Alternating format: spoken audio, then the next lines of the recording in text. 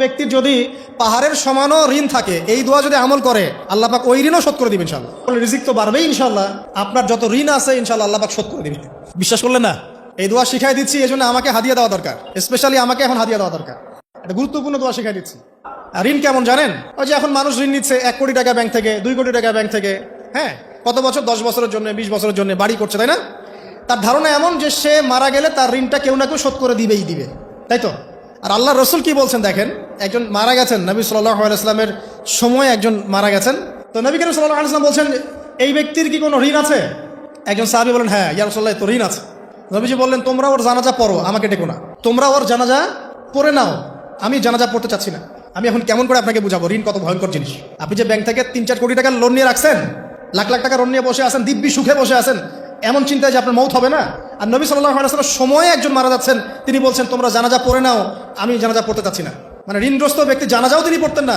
তারপরে একজন এসে বললেন, ইয়া রাসূলুল্লাহ, আমি তার ঋণ শোধ করে দিব, তার যা ঋণ আছে আমি শোধ করে দিব। তখন নবী এসে জানাজা পড়লেন সাল্লাল্লাহু আলাইহি ওয়াসাল্লাম। তো আপনার এই কোটি কোটি টাকা ঋণ শোধ করার লোক তো রেডি আছে নাকি? আছে না? সমস্যা নেই, আপনার জানাজা পড়া হবে। কারণ হুজুরকে আপনি 5,000 টাকা দিবেন, হুজুর জানাজা পড়াই দিবে, কোনো সমস্যা নেই। তারপরে আপনার মিলাদও হবে, আপনার একটা বড়সড় দোয়াও হবে ইনশাআল্লাহ। কিন্তু আল্লাহ পাক বলেছেন যে শহীদ, আল্লাহর পথে যুদ্ধ করে শহীদ হয়েছে, এই ব্যক্তির আত্মাও ঝুলে থাকে যতক্ষণ পর্যন্ত না তার ঋণটা শোধ করা হয়।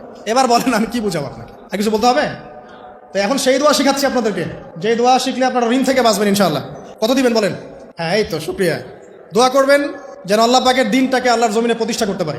আমার সাথে বলেন, দোয়াটা হচ্ছে আল্লাহুম্মা ইকফিনি বিহালালিকা আন হারামিকা ওয়া আগনিনি বিফদলিকা আম্মান সিওয়াকা।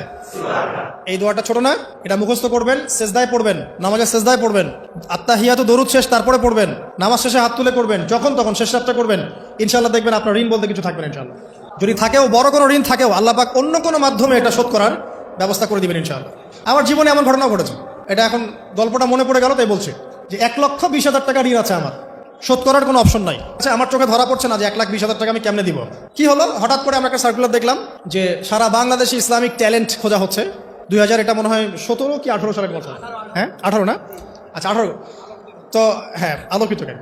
তো এখন আমার ওয়াইফ বলছেন যে আপনি এটাতে অ্যাপ্লাই করেন। আমি অ্যাপ্লাই করবো, এটা তো আলেম ওলামাদের প্ল্যাটফর্ম, আমি এখানে জেনারেল থেকে আসা মানুষ কেমন করে কি। তো সে বলছেন আপনি পারবেন ইনশাআল্লাহ, আপনি পড়াশোনা করেন ইনশাআল্লাহ পারবেন। তো আমি দেখছি আগে প্রাইস কি আছে, কষ্ট তো করবো, আগে পুরস্কারটা কি। তো পুরস্কারটা দেখছি যে একটা ওমরা করাবে। ওমরা করা তো যে কারোর জন্য একটা মানে স্বপ্নের ব্যাপার না। ওমরা করা তো সবাই আমরা খুব পছন্দ করি, আল্লাহ পাক আমাদেরকে বেশি বেশি ওমরা করার তৌফিক দেখ। আর লেখা আছে যে ফার্স্ট প্রাইস 3 লাখ টাকা, second prize 2 lakh, third price হচ্ছে 1 লাখ টাকা। আচ্ছা ঠিক আছে। তারপর টানা 4 কি 5 মাস দৈনিক 10 থেকে 12 ঘন্টা করে পড়েছে। টানা 4 থেকে 5 মাস দৈনিক 10 থেকে 12 ঘন্টা, নাওয়া খাওয়া সব ওখানেই। আর যতটা সহজ মনে করছেন আসলে কিন্তু প্রতিযোগিতা অত সহজ নয়। আসলে যে কোনো জায়গা থেকে প্রশ্ন আসতে পারে, আকিদা, সিরাত, ইতিহাস, এটা ওইটা অনেক টপিক, প্রায় 36টা বিভাগ আছে। তো আলহামদুলিল্লাহ কিভাবে জানি আস্তে আস্তে উঠতে পারলাম। গিয়ে দেখলাম যে হ্যাঁ, টিভি রাউন্ডে চলে গেছি। আমি তেমন কিছুই করি নাই, আমি শুধু পরিশ্রম করেছি, আল্লাহর কাছে বেশি থেকে বেশি দোয়া করেছি যে আল্লাহ আমার ঋণ আছে, ঋণ শোধ করতে হবে একটা। এবং আমি চাচ্ছি যে এই প্রোগ্রামের মধ্য দিয়ে দিনের একটা বড় সার্কেল পাওয়া যায়, দিনী প্ল্যাটফর্ম পাওয়া যায়। তো আলহামদুলিল্লাহ আল্লাহ পাকের ইচ্ছায় সেখানে একটা ভালো রেজাল্ট হলো, এবং সেখানে ওমরাও করা হলো আলহামদুলিল্লাহ, এবং ক্যাশ তারা খুব তাড়াতাড়ি দিয়ে দিয়েছে। আমি পুরো ক্যাশটা আগে পেয়েই আগে ঋণটা শোধ। এখন এই সময় কিন্তু আমি দোয়াটা করেছি, আল্লাহুম্মা কফিনি বিহালালিকা আন হারামিক ওয়া আগনিনি বিফদলিকা আম্মান সিওয়াক। দেখেন, আমি কিন্তু জানতামও না এমন কোনো প্রতিযোগিতা হবে, আমি সেখানে পার্টিসিপেট করব, ওই ওসিলায় ওমরা করব, ওই ওসিলায় আবার ঋণও শোধ হবে, আমার কিন্তু মাথায় ছিল না। এটাই হচ্ছে আল্লাহ পাকের সেই আয়াত, ওয়া মান ইয়াত্তাকিল্লাহ ইয়াজআল লাহু মাখরাজা। আল্লাহ পাককে যে ভয় করবে আল্লাহ পাক তার জন্য রাস্তা খুলে দিবেন ইনশাআল্লাহ। ওয়া ইয়ারযুকুহু মিন হাইসু লা ইয়াহতাসিব, এবং এমন উৎস থেকে আল্লাহ পাক রিজিক দিবেন যেটা সে কল্পনাও করতে পারেন। এটা আল্লাহ পাক তাওয়াক্কুল রাখেন। জাস্ট ওই ইসমাঈল আলাইহিস সালামের মায়ের মতো, হাজরা আলাইহিস সালাম ইব্রাহিম আলাইহিস সালামকে বলছেন আপনি আমাকে এখানে ছেড়ে যাচ্ছেন কি জন্য? ইব্রাহিম বলছেন আল্লাহর আদেশে। তখন তিনি বলছেন তাহলে আল্লাহ আমাকে ফেলে দিবেন ইনশাআল্লাহ।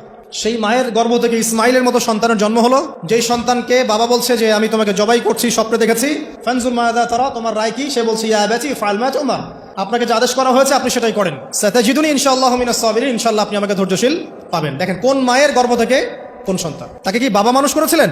না, তাকে তার মা মানুষ করেছে। তো ওই রকম তাওয়াক্কুলকারিনী হাজরা আলাইহিস সালামের মতো মা যদি ঘরে ঘরে থাকে, বোন আর স্ত্রী ঘরে ঘরে থাকে, তখন ইসমাইলি প্রজন্ম আসবে ইনশাআল্লাহ।